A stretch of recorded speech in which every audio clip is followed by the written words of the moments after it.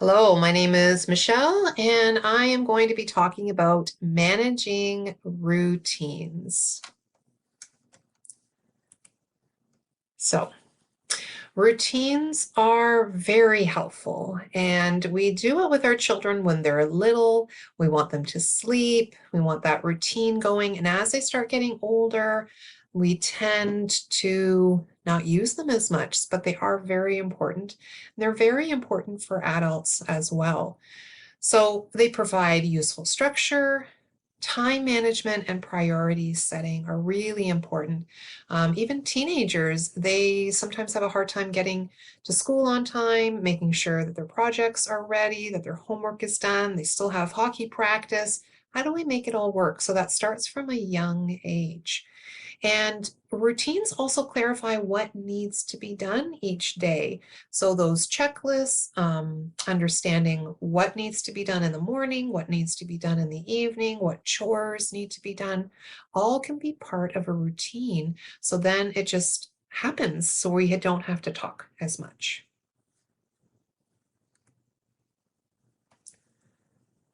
And routines will let your children know what's important. And that could be family time. You can incorporate chore time, prepping meals, prepping snacks and lunches. So many things can be part of routines. And of course, fun time as well, like story reading. But when the children are missing their story time or time with you as the parent, because we're trying to cram things in, we don't have that routine, then they lose some of that structure and some of that quality time that they're really craving. Um, so we're going to be going into that a little bit more. So you may already have some daily routines: bath time, bedtime, mealtime, homework. Maybe there's laundry and garbage and cleaning that you make sure that you do on a weekly basis. Something like garbage, well, if you don't put it out, you miss garbage day, but other things like laundry and cleaning, if they are not part of a routine or you don't have that in your calendar, then things do tend to pile up. So making routines and putting things in your calendar show your children priorities, and also that we're working together as a team, as a family. So routines are going to teach those healthy habits and good organizational skills. What goes first? So to do and done, or first and then. So lots of great visuals here where children can be involved. We don't have to talk so much. Have a checklist. These are really fun because there's Velcro on the back of them. So what can be done? There's a list of 3 things, and they can choose whatever order they do them in, as long as they're done by a certain time, and then set the timer. How much time do we need in the morning? When do we need to be ready by? And is there a buffer? If we have to be out of the house by 8 o'clock, then are we saying 8 o'clock we have to be ready? Then somebody's got to pee, or somebody can't find one of their shoes, or oh shoot, you have to sign this paperwork, so maybe we need a buffer. And then we set that timer. But what are the expectations? What needs to be done? And having an organized and predictable home and environment really is helpful for children. Children really thrive when they go to school, when they know what to expect. Daycare is the same. They do really well because they know what to expect. And especially when there's chaos going on in the home, chaos going on in their life, when things come up, knowing that there's structure can be very helpful. Some children get very stressed out. They have anxious temperaments. Maybe they're, super feelers, have a lot of emotion, and they're picking up on the chaos in the home. So it may have them calm down when there is more routines and less of that chaos at home. I mean, that's going to help everybody. So routines are good for parents as well, right? It's going to help you feel like you're doing a good job instead of, shoot, I forgot to do the laundry, and now we've got a practice, or their uniform isn't ready for Monday. So when we have these routines, it makes you feel like, okay, we're pushing forward, we're doing well, and what parts can our kids do as well? there's going to be less instructions and less nagging because you have prep this, you have the checklist, it's on the calendar. Visuals are so important. What are the expectations? They want to go outside and play. Well, then we have to get A and B done first. And they may complain. However, if they want to go outside, then these two things need to get done. And so it's just going to help lower the stress. You're going to feel more organized. And then everybody is going to feed off of your energy because children look to you. When you're organized, you're showing your children how to get things done. They're looking to you, you're calmer, and then they're going to feel calmer. So as your children age, they may not need those routines as much. They may not need the checklist. And that's the whole point of routines and the checklist, is that eventually we don't have to check because it becomes a habit. That's what habits are, right? Something that you do on a regular basis. So as your children grow older, they may have other parts that they need more of a routine. They may need systems that are going to help them, because we can't be micromanaging and hyper parenting all the time. We want to build independence into our children, and not just teenagers, older children. We're looking at 9 and 10, depending on how well they're functioning, whether they can walk to school, get their hockey bag ready, get their school bag ready. What parts can they do? And then talk to them about what they can do, what they need help with. I'm feeling a little stuck here. How can we make this go a little bit easier? But talk to them. See, how can we make this work? So like I said earlier, family time is a great perk of having a routine, because every child craves connection from their parent. So when we are struggling to get the bedtime routines, there's never enough time for a story. We feel like we're just constantly doing our own thing. We can't get together for meals. A routine will help with that. Having some set expectations, at least a few days a week, will help. So you can introduce family days, game nights, reading a book together, being active together. So what are those days? What days can we do that? What days are we not able to do that? When can we sit down to have a meal together? And there is that expectation that we are sitting down, we're going to have some fun together. And yeah, it's not a time to be drilling kids about their day and what homework do you have. It's a time to come together and build those connections with your kids. So you need a daily routine when you feel like you're constantly asking or nagging. No one wants to be that nagging parent, constantly reminding. So with a routine, clear expectations, we're less likely to have to do the talking. If they have a checklist, if they have those expectations, then you're going to set them up for success. This is what we need to do first, and then you can have the fun stuff. So if we don't set that up, if we don't create those worksheets together or the checklists together, if we don't get things organized and they can't find a bowl for cereal, or they don't know where their uniform is or where their shoes are, we have to get those things kind of organized. And then what else needs to be organized, and what can they do on their own? What do we need to show them how to do? And as your children grow and develop, then the routines should help your children become more independent. I mean, you shouldn't have to do everything for your kids. Even little ones can start doing things as well. And the visuals and checklists keep you organized. It helps them get organized. So even if they can't read, they can look at pictures. They can look at, first we do this, then we do that. Or when you finish, eating your breakfast, then we can go outside and play. So doing those really simple things, being clear, and then having those visuals. And if there are times you can pretty much guarantee your children will misbehave, a routine can help you plan ahead and take some of the stress out of challenging or tricky situations like shopping, driving in the car, or visiting. So planning is really important. We have to look at the situations that are not going well, and then how can we create some structure and planning around that so it can be a little bit easier. It may not make it wonderful, but it can make it a little easier. So the only downside to routines is that sometimes we are too rigid, and we can, let's be a little bit flexible. Maybe we're going to stay a little bit later at a friend's house on a Friday night. Let's do some more downtime. Let's have some fun. Let the children maybe make some choices. So, we don't want to be so rigid that it's really tough and we're not being flexible, because life is not rigid. Life is very gray. And if we run a very black and white household, we go out into the world that's very gray, then that can actually really frustrate your children, can make them feel uncomfortable. So you just want to be mindful of that.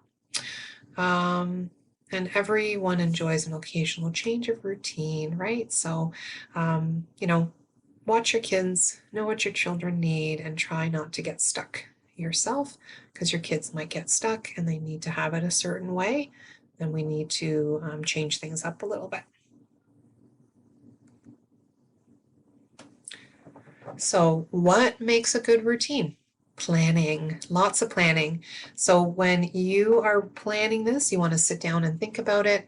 If you are parenting with a partner, then you're asking your partner what part is going well, what is not going well, what part will they help with, what will you be helping with, what part can we prepare together, and then how can we keep it regular and predictable.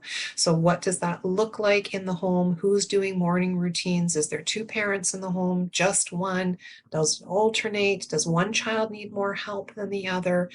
Because you could have a 9-year-old that needs more checklists, needs more one-on-one parenting. You have to help them with their underwear and their socks, and they'll do the rest. And the 5-year-old is doing fine, right? That 5-year-old actually doesn't need as much structure and as much hands-on support. So understanding what each child needs, sitting down, creating a plan by yourself first as the adult or with your partner, and then deciding what you're going to do together. And then sit down with your children, especially children that are oppositional. They don't want to do it because it's your idea. They don't like to be told. There's a little switch that goes off and it's like, no, you're not telling me what to do. It could be a great idea, but I'm not doing it.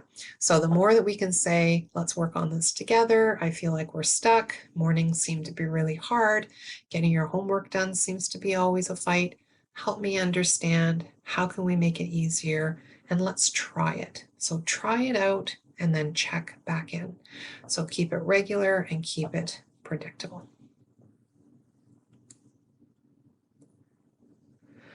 So can you make things easier by doing things ahead of time? Make a list of all the things that have to get done in the morning. Are you always signing paperwork in the morning? Can you not find the shoes? Are lunches forgotten? What can we do at night and what can we do in the morning? And do we do it at night or do we do it right after school or do we let them have some downtime and then we pack the bag? I mean, there's lots of different options here, but does everything need to be done at the same time? And what can be done at different times? How can we prepare? And is everyone doing their fair share? Could other family members do more to share the burden and help things run smoothly? Sometimes what parents do is that they take over. So it's just easier for me to do it all. It's easier for me to pack the lunches, to do everything for the children. We're dressing them as they're walking out the door. And then we feel really tired and we feel, we don't have that motivation to continue going on. And then the child complains about the lunch and you think, I shouldn't be doing your lunches anyway. You should have been making your lunches 3 years ago. So it can just kind of spin and spin. So what can each child do? Do they know how to do it? What can each parent do? And are those rules defined? Do you need a checklist? Do you need a plan? Because a lot of times we're just talking and then we don't check back in to see how are things going. Where do we need to tweak a few things? What isn't working? What is working? And then, work that out together and see how it goes. Can you build fun or play into daily tasks? I mean, some children love, to do a race. Maybe a timer would be fun. And again, having that motivator of being able to go outside while they wait for the bus. I want to go outside. That'd be fantastic. But I never have enough time and I'm rushing out the door. So what can I do to get my stuff done ahead of time, so I do have a little bit of that downtime outside before the bus gets there, for example.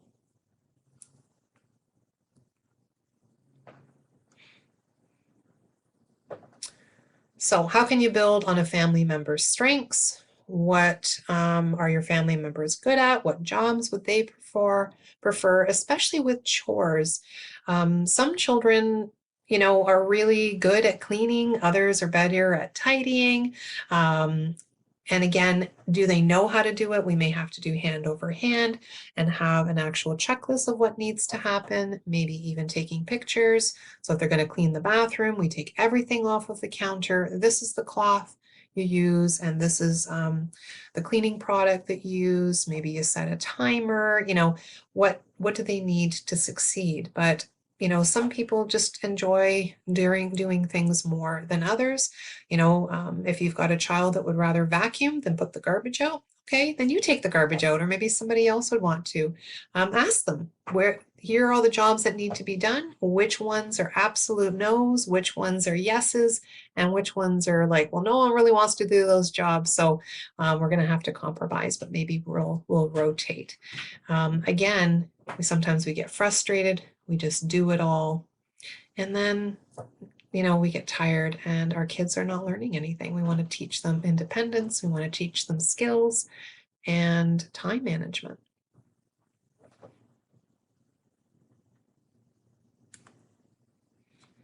So like I said before, show them how to do things.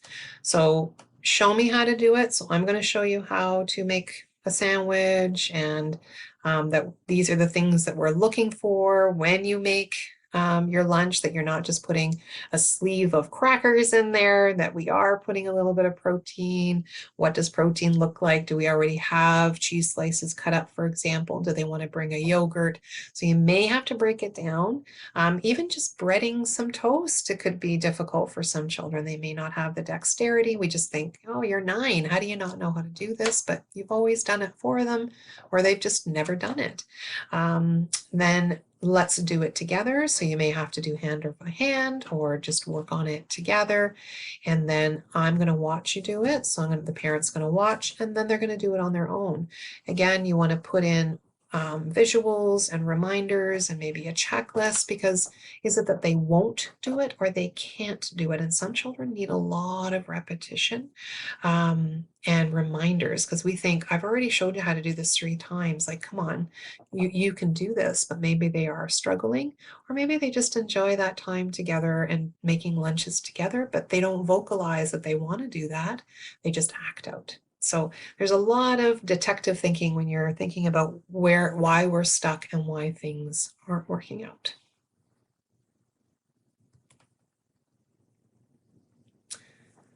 So time management, being clear with expectations, is really important. So you can use the end of a TV show to signal the beginning of a bedtime routine, and then you want to make sure they're not going to turn on a different one or watch another YouTube video. So you want to be careful of that. But that could be a natural way for them to go to the next thing. So at the end of the show, then we're putting this away and we're going to go put our pajamas on. Older children can have their own alarm clock to get them up in the morning, and you can set timers.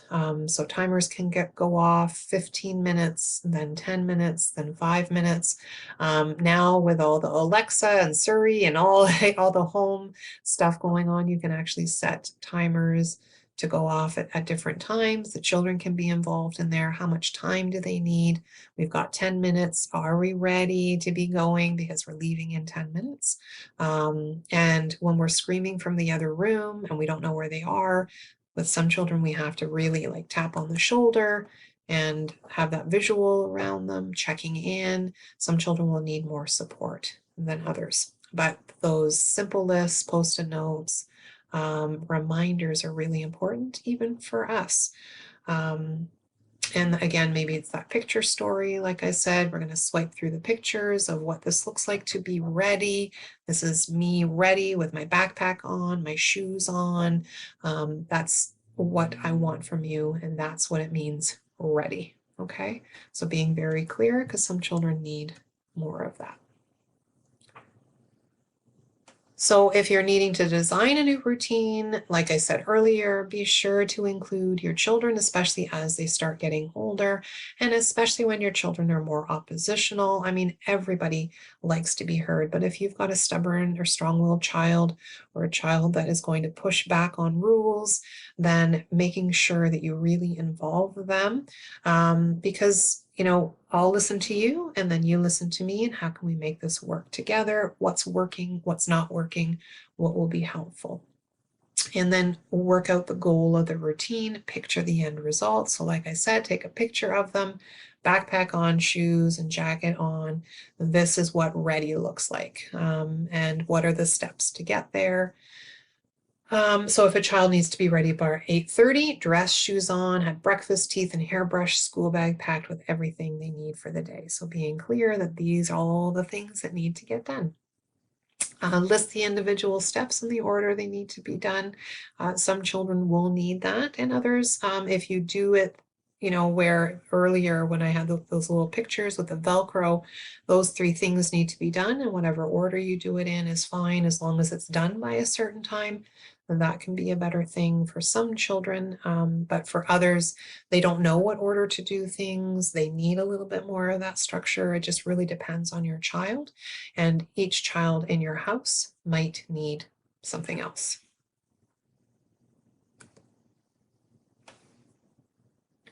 So what part of the routine can your child do for themselves, and where will they need help? So being clear on that, and work out the timing. How much time does each step take? And actually pay attention. So this is something that it's kind of hard to do when you're trying to get out the door and they're trying to get out the door, but really look at how much time it takes for a certain child to do something. Even for myself, I struggle with time management. I think something's going to take me 20 minutes, and then I time myself and I'm like, okay, I'm getting out of the door. How long does it actually take me to get out of the door, actually get into the car? So sometimes I have to set that alarm a little bit sooner for myself, because something always gets in the way, and then we end up leaving 10 minutes later. And then if there's traffic, then we're going to be late, right? So always putting those buffers in. How much time does each step make? How long is the routine? Now, if you've got a child that takes 15 minutes to get out of bed and we only give them half an hour to get ready, then we're rushing them.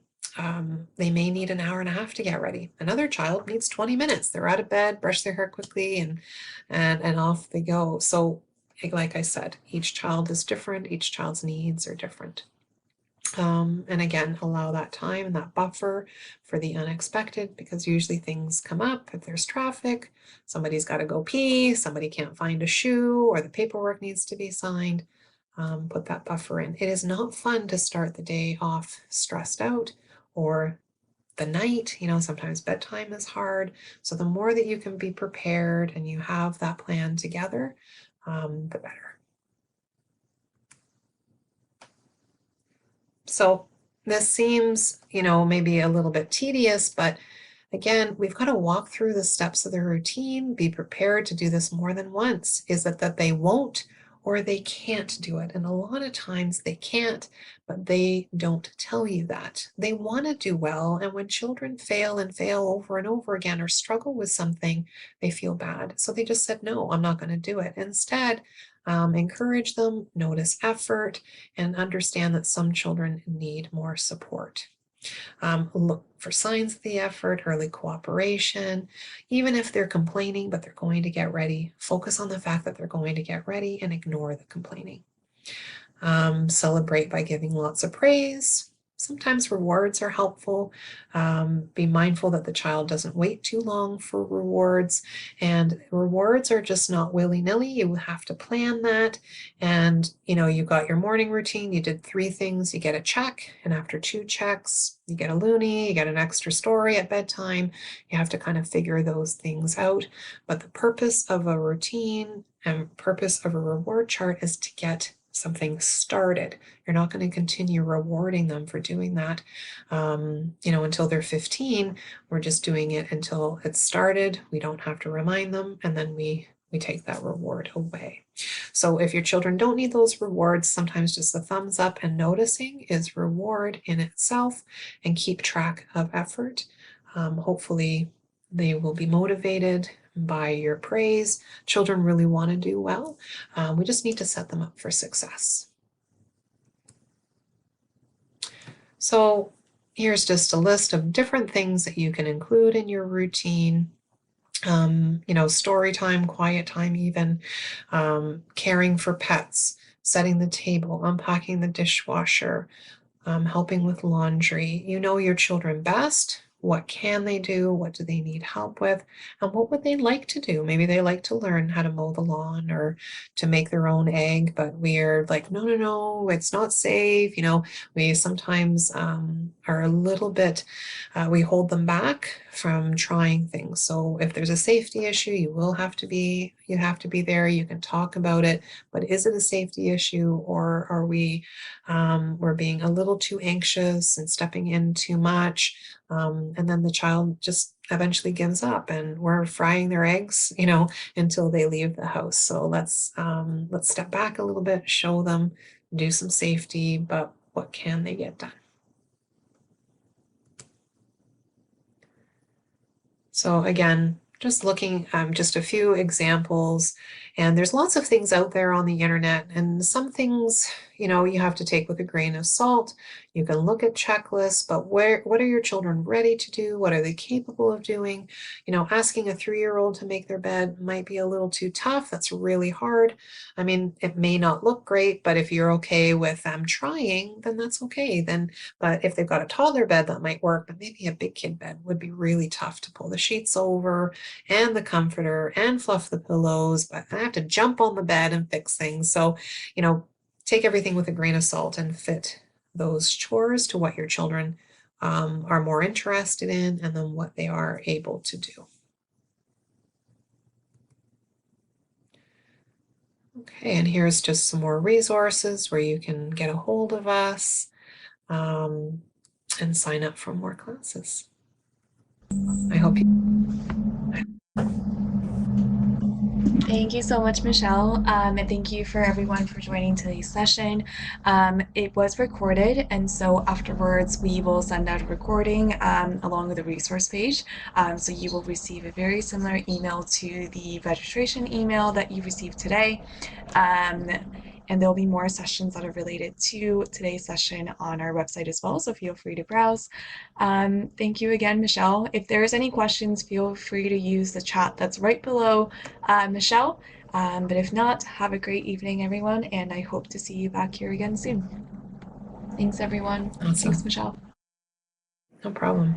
Yeah, I am here if anybody does need any clarification. You're welcome, Courtney. I hope you found it helpful. If you have any questions, put them in the chat, and if not, you just press the X in the corner and you can leave the session. I'll stay on for a few more minutes if you had any questions.